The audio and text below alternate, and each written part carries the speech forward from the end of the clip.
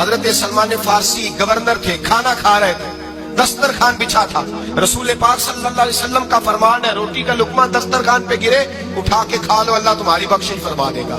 دسترخوان صاف ہوتا ہے، روٹی، بڑے گورنر تھے آپ، بڑے بڑے سفیر بیٹھے تھے، وزیر بیٹھے تھے، روٹی کا لقمہ گر گیا۔ آج تو لوگ فیشن میں عزت ڈھونڈتے ہیں نا، وقار ڈھونڈتے ہیں کہ میں جدید دنیا کے ساتھ مل جاؤں۔ دیکھو عزت کس بات میں، حضرت سلمان فارسی روٹی کھا رہے تھے، سفیر وزیر نہ جانے بڑے بڑے لوگ بیٹھے تھے، کھانا کھاتے کھاتے لقمہ گرا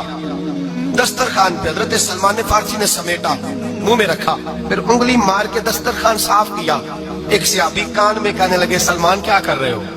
کیا کر، آپ گورنر ہے، سوچئے تو صحیح، یہ لوگ کیا کہیں گے دنیا دار کے مسلمانوں کو روٹی نہیں ملتی، اٹھا اٹھا کے کھا رہے۔ کان میں بات کی، کان میں، حضرت سلمان فارسی کان میں جواب دے سکتے تھے، کہہ سکتے تھے نہیں ایسے ہی کرنا ہے، انہوں نے کان میں بات کی، لیکن جناب سلمان فارسی اعلیٰ اعلان بولے، کہنے لگے ان 4 5 6 دنیا داروں کے لیے میں اپنے نبی کا طریقہ چھوڑ دوں، اپنے رسول کی سنت چھوڑ دوں، یہ 4 5 دنیا دار دنیا کی طرف دیکھ کے میں مصطفیٰ سے منہ موڑ لوں؟ پھر جوش جذبات میں سر سے پگڑی اتار دی، رونے لگے۔